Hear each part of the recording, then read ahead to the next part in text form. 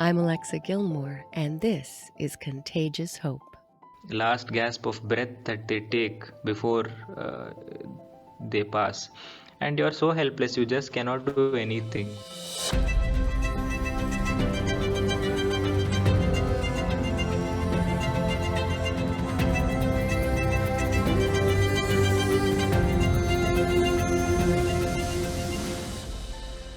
Even before the pandemic, India was the world's largest manufacturer of vaccines. About 60% of the world's vaccines are produced in India. Today, India is poised to be the largest global manufacturer of the COVID-19 vaccine, and yet, by the end of 2021, some equity analysts estimate that only 22% of India's population will be vaccinated. This is in marked contrast to countries like Canada, where experts predict to complete the vaccination of its population by the end of the same year. That means India's frontline workers in healthcare can expect to be managing the pandemic well into 2022 and beyond. This is a devastating crisis that has already claimed the lives of at least 156,000 people. But as much of India's population is rural, the numbers are likely to be much, much higher. Currently, India has the largest number of confirmed cases in all of Asia. When Indians get sick, my next guest is there, saving lives, mourning deaths, and advocating for his patients' care. Dr. Aathish Iyappa is a medical doctor and a practicing Cordova who was working at the Nair Hospital since the start of the crisis in March. At that time, in Mumbai, still known to many as Bombay, the city served over 18 million people but only had 14 ICU beds. Dr. Iyappa was there and consulted on the very first COVID case to hit that city. Thank you, Dr. Aathish, for taking time to speak with me today. Thank you, it's my pleasure as well. Tell me, Aathish, about the hospital that you were working for. I understand at the start of 2020, there was a shift in the Nair Hospital's response to coronavirus. Can you tell me about that? Yes, so initially we were one of the we were actually finally the only hospital amongst the municipal corporation hospitals in Bombay to be a complete dedicated COVID center. And we had to stop all our routine procedures, routine admissions, as the entire hospital, which is around 1,600 beds, the entire hospital was converted to a completely COVID hospital. So it's a huge shift from seeing cases on a daily basis without any or with minimal protection to be able to go in with your full care and and look at patients and treat them and give them the best in that kind of scenario, or in that setting rather. So from that very first COVID-19 case in Bombay, which you consulted on, to the many hundreds of cases for months afterwards, you've been a frontline worker. It doesn't get any more important or dangerous than the work that you're doing. Can you tell me why, day after day, you get up at the start of a shift and head to the epicenter of a crisis like this? Actually, we were expecting this kind of crisis, but not to the the seriousness or the extent that we saw there. So we as doctors, it is only our duty. We chose this path, so it becomes our inherent duty to give our best to the patients, irrespective of the situation, irrespective of whatever you can consider it as the enemy. So we have to face it every day. So that was the entire outlook by everyone in the hospital, that we have to fight this and save as many lives as possible. So that was the only aim when you wake up every day. And how serious did it get?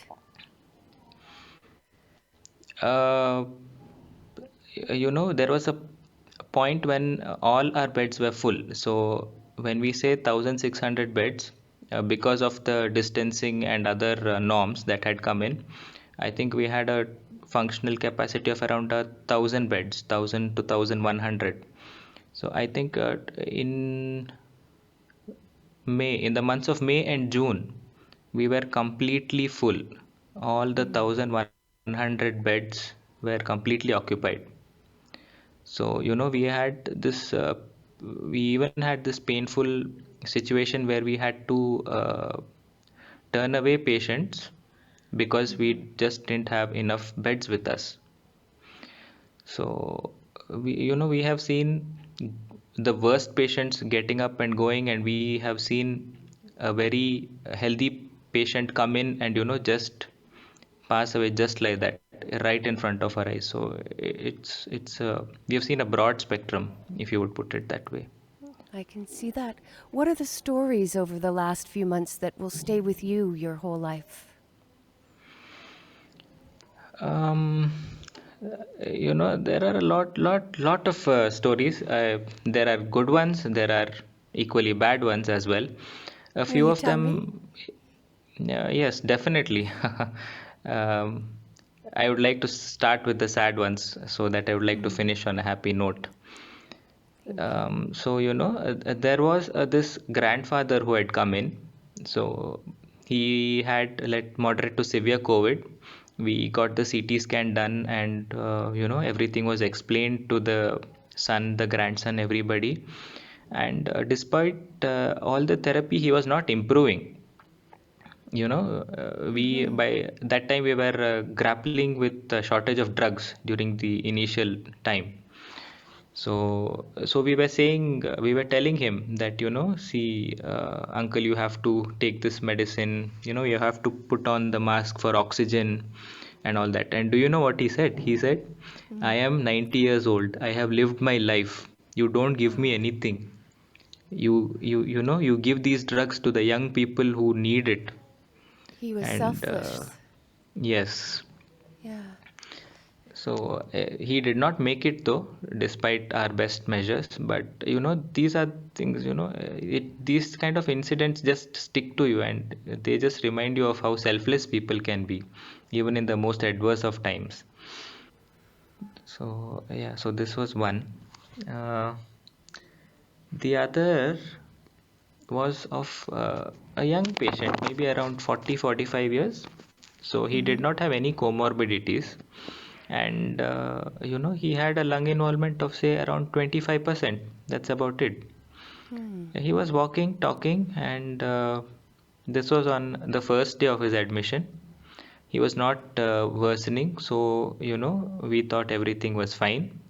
Even though we had started him on prophylactic medicines that we do, we start all patients on anticoagulation and all that. And the next day, I was just finishing up my rounds, and I was just sitting and putting a note on the patient. And he just walked to the bathroom, and then he just collapsed, just there, just like Oh that. my. And you really don't know what is happening, and you're just running around. So everybody knows now that COVID has this tendency to cause blood clots. Right. So in all probability, what would have happened was that there would have been a massive blood clot in his lung, which would have gone and choked the entire supply to the heart and the rest of the body. So such things it's very this I still remember his face, his that last gasp of breath that they take before they pass, and you're so helpless, you just cannot do anything. So that's At- the kind of scenario that we have faced. Atish, you're telling me just two stories, and I'm cognizant of the fact that at any given time you had 1,000 stories in your hospital, and many more that you had to turn away. Tell us one of the stories that are hopeful, that keep you going. So there was this man who was around 50 years. So he had come in with a severe COVID infection. The CT had showed more than 80% of lung involvement, And very frankly, we thought he would not make it because Mm. that's how he had come in. And there was this time when there were no ICU beds or anything of that sort. So we said we will do what we can in the ward, in the general ward, mind you. Right. It's not an ICU. It's not. We didn't have any specialized setting for him at that point of time. Wow. So we put him on something called as a non-invasive ventilation. We gave Mm-hmm. him the best of the drugs that were possible, and we just waited on him. That's all. And he improved. He actually improved gradually. He was a very positive man. I'll give that to him. He was Good. always saying, I will make it, I will make it. So positive psychology also played a big role. So yes, so he went home after I think a record stay of around 26 days in the general ward, not even in an ICU, in the general ward. So Amazing. when he left, he just wrote a note for all of us, and that just keeps you going. That makes you so happy that they actually appreciate your efforts and they're thankful to God, they're thankful to you, that the entire hospital. So yes, so this was one thing that will always remain with me. I can hear it in your voice, and it just fills my own heart uh, to know that story.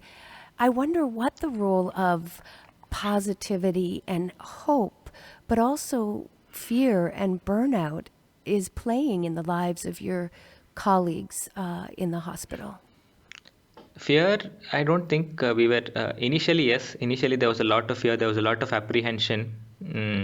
Regarding wearing the entire kits and then going in facing patients. We were scared, like would we contract it from them, or how contagious is this thing. But I think after the first 15 days or so, we were all already accustomed to it. We were like, it's okay, we have something that is protecting us, or at least acting like a layer of insulation. So let's just go in there and give it our best. So that was something that was quite good for us. And fatigue, I think it had started to set in towards Mm-hmm. the end of October and November, because you're just seeing the same things day in and day out, and wearing that PPE and doing an 8-hour shift is not easy, not easy one bit. No. So you're mentally drained, you're physically drained, and And at the end of did the your, day, there has yeah, to be something good. there has to be something good. Was any of that good found in your faith tradition, in the Cordova tradition? Um, I would I would say, so Kodavas, we are basically worshippers of our ancestors and of nature. So our main Mm-hmm. deity is the river Kaveri.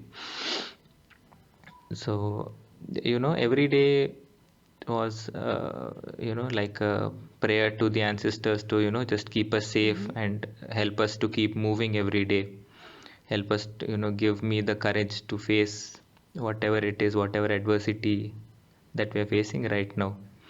Just give me the courage and strength to do it. So that was the thing. That's how we, at least that's how I got through, uh, or I'm still Yeah. going through the pandemic. Atish, I add my prayer to yours that you are kept safe through all of this. And when you hear that 22% of the population is expected to be vaccinated by the end of 2021 in India, what does that mean for you as a frontline worker who's planning to go back to Bombay and do more of this COVID-19 care? Um, Given that it is going to be only 22%, it is just going to be a very small fraction of India's huge population. So and the other thing is there is a lot of fear and apprehension regarding the vaccine as well. So I really don't know who will come forward to take the vaccine. Mm-hmm. Uh, so, and I'm assuming that the rural areas will be receiving it towards the end, which is something that I feel is not a good idea, because if you would have read the news that there is currently a second spike in Maharashtra, and they have all hit the how would I put it, the semi-urban or the tier 2 and tier 3 cities, as we call it. They were more towards the rural than the urban population. And that just shows that you need to take precautions and vaccinate everybody on an equal setting, on a war setting, if I may, Yeah. and just go in full force and do it. It's not difficult, that much I can tell you, because we've gone about taking swabs from everyone, so it should be equally you know it shouldn't be such a cumbersome task to go in and vaccinate everyone. Do you know what the So barriers to the vaccinating of the population are? I would say they would I would put it across as first of all a lack of manpower, if I may, Mm-hmm. because you have to go in, you have to convince people, you have to uh, put the vaccine, you have to watch for adverse events, so that is time consuming. So I don't think people would want to wear a PP or this thing and give the vaccine and sit there and observe it. And the other thing would be predominantly people's own apprehension towards the vaccine. If you go towards rural India, you will still find that people will say there is no corona, in fact. Mm. So they're still not quite educated, or uh, they still I don't they're just refusing to accept that there is something like this, which is a very big killer. So Is these there are a the two role? main. Yeah, Hmm. thank you. Is there a role for you, or is this a role for someone else to help with the rollout of the vaccination? I can educate. I can go about and educate people. I can tell them that you need to take the vaccine, and it's a good thing. And the good thing is that the Indian government is offering it free of cost. Mm. So the cost barrier is definitely not there. Uh, And is Educating people, bringing about awareness amongst them is something that I can help in doing. So that would be my role with respect to the vaccine. is there a role for the global community in supporting the work that you're doing at the front lines in India? India has, if you would ask me personally, India has done a great job in uh, self-sustainingly manage this pandemic, Mm-hmm. with respect to the drugs, with respect to the lockdown, with respect to the vaccine, even. Uh, the one thing that can be done is, like I say again and again, educating the rural area and educating the poor, especially uh, with respect to awareness and maintaining social distancing. The basic things, the basic ideas are something that have to be put across. That is something where the international community can actually come in and help us in getting that message across. Mm. I'm aware that our listening audience are people of faith predominantly in the Shining Waters region of Canada and a little bit beyond. What message do you have for them, and how would you like Canadians to respond to the stories that you've shared today? I that's a very very difficult question. Mm-hmm. It would be grateful if they could empathize with me and they could understand what their fellow brothers have gone through in India, given the situation, the you know, given that the socio-economic status in India is not as good as that in Canada. Mm. So there was a time when people were actually struggling for a meal a day, Right. just to survive. So I would like them to just uh, understand that point, or the gravity of the situation that we had faced, even though now, because the lockdown has cleared and people have, slowly gone back to resuming their jobs, they are still able to fend for themselves to a certain extent. Aathish, this has been really heart-opening to share stories and hear them from you today. I don't know if there's anything else that you had hoped to share. I, I didn't think I would say so much, so I think I've just spoken a lot. Thank you. This podcast, Contagious Hope, explores the way love has spread over the last year. In Matthew 25, Jesus says, "When I was sick, you looked after me." Dr. Aathish invites us to walk with the afflicted, to turn from the despair of what we've lost and pour our empathic hearts into service for those who are healing and dying from the coronavirus. As we move through the second wave of this pandemic, I hope this podcast has you wondering, how will I boldly, creatively, lovingly answer the call to be at the side of my neighbor today? For there is no lockdown on love, no quarantine on God's grace. This is Alexa Gilmour, and I'm sharing these stories as a way of inviting you, the faithful, to the front lines, the back alleys, the migrant fields, the lonely rooms, the ICU beds, and every place where Christ is found.